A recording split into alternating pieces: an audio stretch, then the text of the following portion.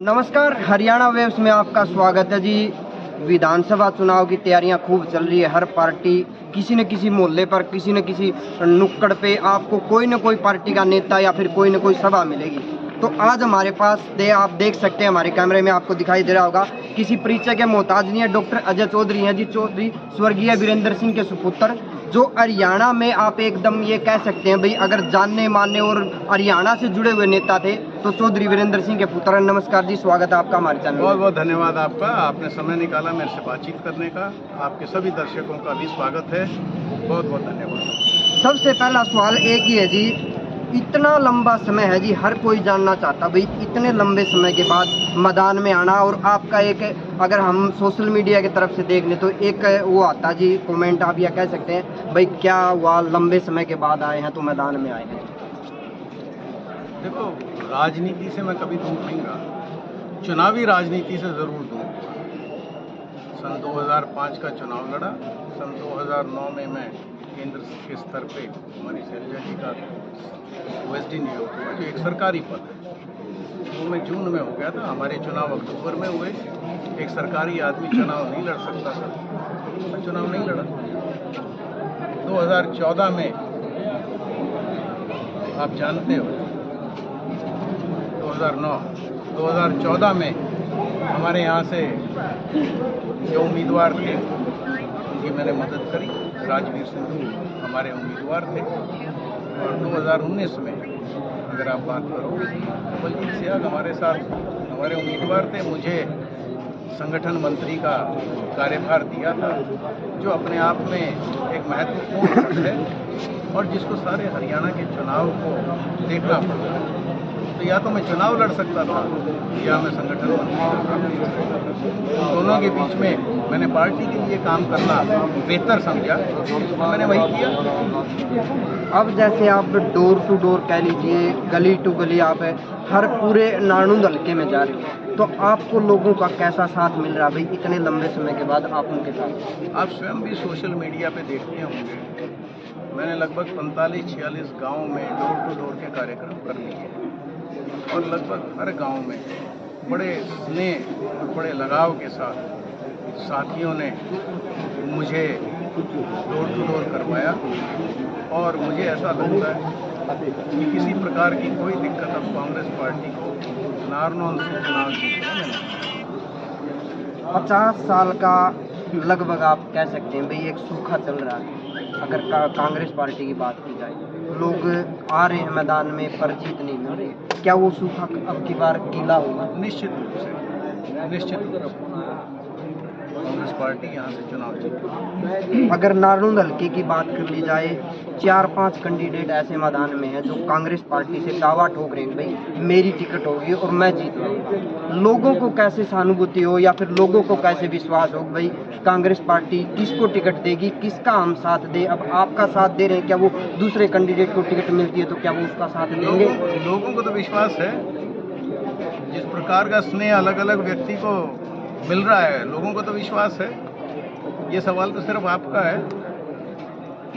और अगर कांग्रेस हाईकमान की बात कर ली जाए और ज़्यादातर हरियाणा में कर ली जाए तो गुटबाजी बता रहे हैं जी।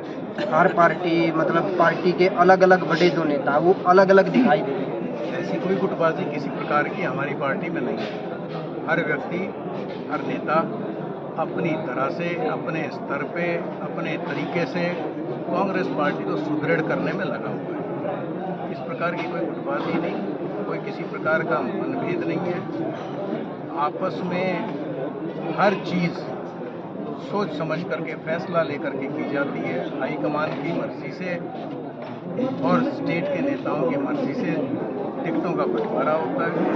सभी उम्मीदवारों की हर व्यक्ति मदद करता है और अब की बार निश्चित रूप से कांग्रेस पार्टी की सरकार बनाई। आपको भी दिखेगी, आपको दिख रही है, हमें निश्चित रूप से दिखती है।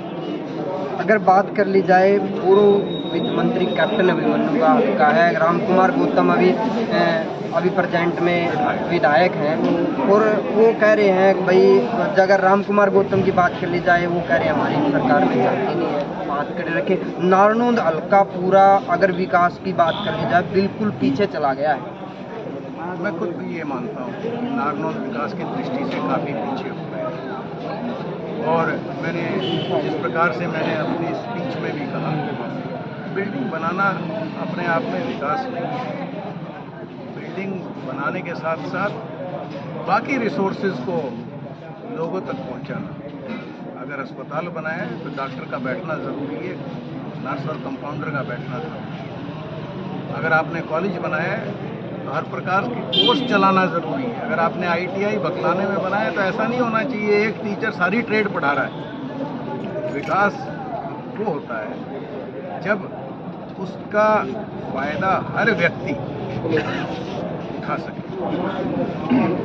नारनौल हल्के से मान लिया जाए डॉक्टर अजय चौधरी को टिकट मिल गई, ऐसे कौन सी प्रयागता रहेगी कि भाई नारनौल हल्का चौधरी वीरेंद्र सिंह को याद करे कि भाई हाँ वाकई में हमने उनके बेटे को ये सही जिम्मेदारी दी है? ऐसी कौन सी? अगर मान लीजिए जाए कांग्रेस पार्टी की टिकट आपको मिल जाती है, आप जीत जाते हैं, तो ऐसी कौन सी प्रायिकताएं रहेगी, ऐसी कौन सी शुरुआत रहेगी कि भाई नारनौल हल्का याद करे चौधरी वीरेंद्र सिंह के लड़के को टिकट देके हमने सही किया? देखो, प्राथमिकताएं समय के साथ साथ बदलती रहती है। कल जहाँ पे इंफ्रास्ट्रक्चर की ज़रूरत थी, आज इंफ्रास्ट्रक्चर प्रोवाइड हो गया है। जिस तरह से मैं आपको कह रहा हूँ, बिल्डिंगें तो बन गई हैं, मगर जैसे टीचर्स की शॉर्टेज है, स्कूलों सरकारी स्कूलों पे ताला लगता जा रहा है। आज शिक्षा लेना आसान काम नहीं रहा है। आपको प्राइवेट स्कूलों में जाना पड़ता है, प्राइवेट कॉलेजेस में जाना पड़ता है, इंजीनियरिंग कॉलेज में जाना पड़ता है, जिसकी फीस आम आदमी नहीं। तो प्राथमिकताएं तो समय के साथ साथ बदलती रहती हैं। इन बिल्डिंग्स में जो कोर्सेज चल रहे हैं, इन बिल्डिंग्स में जिस चीज़ की ज़रूरत है वो पर्याप्त रूप से मुहैया करवाना। नंबर 2, रोजगार। आज के दिन हमारे युवा साथी भयंकर बेरोजगारी से पीड़ित हैं। जब तक हम उन तक रोजगार नहीं पहुंचाएंगे तब तक मैं नहीं समझता कि किसी का भी उद्धार हो सकता है। सबसे ज़्यादा ज़रूरी ये है कि रोजगार के अवसर हमारे युवा साथियों को मिले। उसके लिए पूरा सोचने का तरीका बदलना होगा। आर्मी को आप अग्निवीर से नहीं सीमित रख सकते। आप बैंकों का प्राइवेटाइजेशन करके नौकरियां ख़त्म नहीं कर सकते। आप रेलवे का प्राइवेटाइजेशन करके हर साल जो लाखों लोग भर्ती हुआ करते थे उसको बंद नहीं कर सकते। ये सब चीज़ें, ये सोच का फ़र्क है, ये विचारधारा का फ़र्क है। भारतीय जनता पार्टी की अपनी सोच है, वो प्राइवेटाइजेशन में विश्वास करती है। कांग्रेस की अपनी सोच है, वो गरीब की सेवा करने की कोशिश करती है, वो लोगों की मदद करने की कोशिश करती है। चाहे वो right to information, right to education, right to food, सब कुछ तो कांग्रेस का दी है। मनरेगा,